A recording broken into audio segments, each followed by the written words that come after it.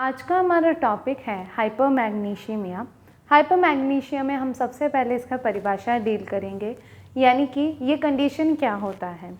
इस कंडीशन में होता है कि ब्लड में मैग्नीशियम का लेवल नॉर्मल से कहीं ज़्यादा जब पाया जाता है तो हाइपरमैग्नीशियमिया कंडीशन होती है। नॉर्मली ब्लड में कितना मैग्नीशियम होना चाहिए, 1.5 से लेके 2 मिली इक्विवेलेंस पर लीटर तक ब्लड में मैग्नीशियम पाया जा सकता है। अडल्ट की बातों में जब 1.5 से 2 मिली इक्विवेलेंस लीटर हो सकता है। जब उससे ज़्यादा अगर अडल्ट्स में मैग्नीशियम का लेवल पाया जाता है तो वो कंडीशन हाइपरमैग्नीशियमिया कहलाता है। इसमें हम डील करेंगे कि मैग्नीशियम का क्या फंक्शंस रहते हैं। सबसे पहले मैग्नीशियम क्या करती है, मसल्स को रिलैक्स करने में मैग्नीशियम हेल्प करता है, यानी कि मसल्स कॉन्ट्रैक्ट करने के बाद जब उसको रिलैक्स करना होता है तो उसमें मैग्नीशियम का रोल होता है। साथ ही साथ नर्व इम्पल्स को सप्लाई करने में, नर्व इम्पल्स एक जगह से दूसरे जगह सेंड करने में भी मैग्नीशियम हेल्प करता है। साथ ही साथ हार्ट का नॉर्मल फंक्शनिंग जो होता है उसमें भी मैग्नीशियम का बहुत बड़ा रोल हम देख सकते हैं। और पोटेशियम और सोडियम का जो बैलेंस को मेंटेन करके रखता है, सोडियम पोटेशियम का जो बैलेंस मेंटेन करने का काम भी होता है, उसमें भी मैग्नीशियम हेल्प करता है। साथ ही साथ ब्लड का शुगर लेवल को मेंटेन करने में मैग्नीशियम बहुत बड़ा रोल प्ले करता है। तो ये इसके फंक्शंस थे, यानी कि ब्लड में जब मैग्नीशियम पाया जाता है तो ये क्या क्या हेल्प करता है, किस किस तरीके से बॉडी को मदद करता है। अब बात करेंगे हाइपरमैग्नीशियमिया कंडीशन किस किस वजह से होती है, यानी कि क्या क्या कारणों की वजह से मैग्नीशियम हमारे ब्लड में ज़्यादा हो सकते हैं। सबसे पहला जो वजह है वो है रीनल फेलियर, यानी कि जब किडनीज फेल हो जाती है उसकी वजह से हाइपरमैग्नीशियमिया कंडीशन देख सकते हैं। साथ ही साथ जब भी किसी भी पेशेंट को एड्रिनल इनसफिशिएंसी हो जाता है, यानी कि एड्रिनल ग्लैंड सही तरीके से अपने वर्क नहीं कर पा रहा, सही तरीके से हार्मोन्स को रिलीज़ नहीं करता, तो उस कंडीशन में भी मैग्नीशियम का लेवल ब्लड में बढ़ सकता है।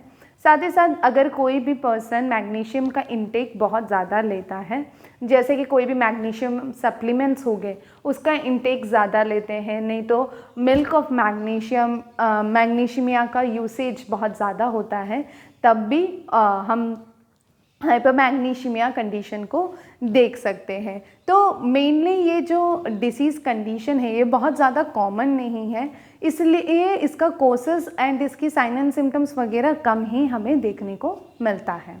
अब हम बात करेंगे इसके संकेत और लक्षणों के बारे में, यानी कि पेशेंट में जिसको मैग्नीशियम का लेवल कहीं ज़्यादा होने की वजह से उनके अंदर क्या क्या लक्षण हम देख सकते हैं।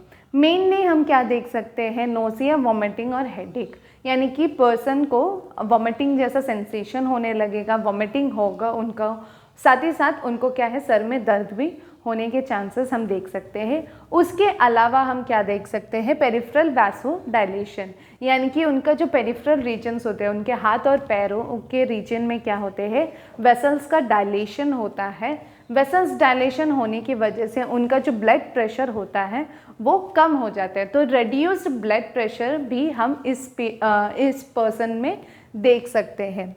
उसके अलावा हम देख सकते हैं लेथार्जी, यानी कि बहुत ज़्यादा टायर्ड, बहुत ज़्यादा वीकनेस वाली फीलिंग उन्हें महसूस होगी। साथ ही साथ फ्लशिंग सिम्टम हम देख सकते हैं। फ्लशिंग का मतलब होता है फेस जब बहुत ज़्यादा रेडनेस हो जाए, फेस में जब बहुत ज़्यादा रेडनेस दिखाई पड़ता है तो वो भी हाइपरमैग्नीशियमिया के कंडीशन की वजह से हो सकता है।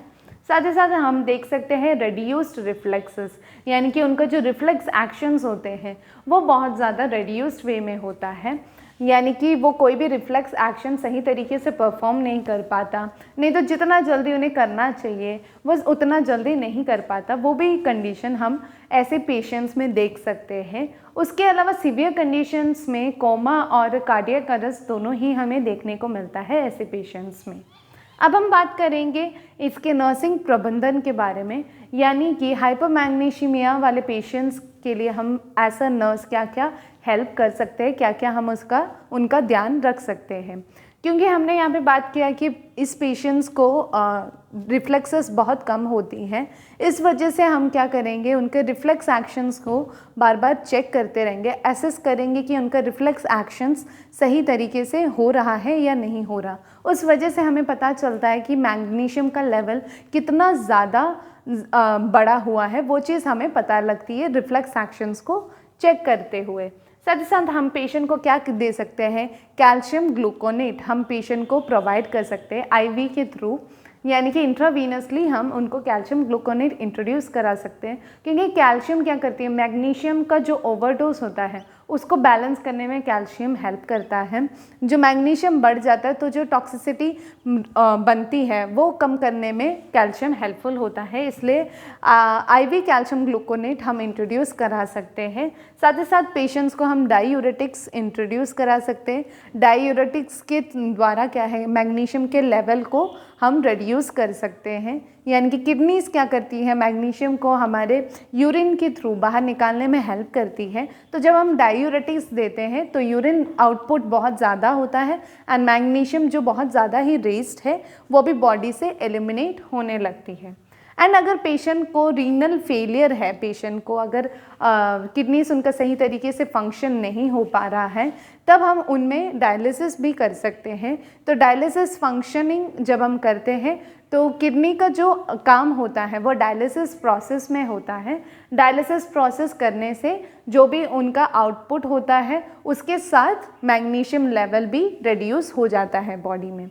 उसके अलावा हम क्या नर्सिंग प्रबंधन देख सकते हैं, हम देख सकते हैं कि ऐसे पेशेंट्स में मैग्नीशियम रिच फूड्स जो होता है उसका इंटेक हम कम करा सकते हैं। मैग्नीशियम रिच फूड जैसे कि ग्रीन लीफी वेजिटेबल्स हो गए, नहीं तो फिर कोई भी नट्स हो गए, होल ग्रेन्स हो गए, उन सब का हम इंटेक जो है वो रिड्यूस करा सकते हैं।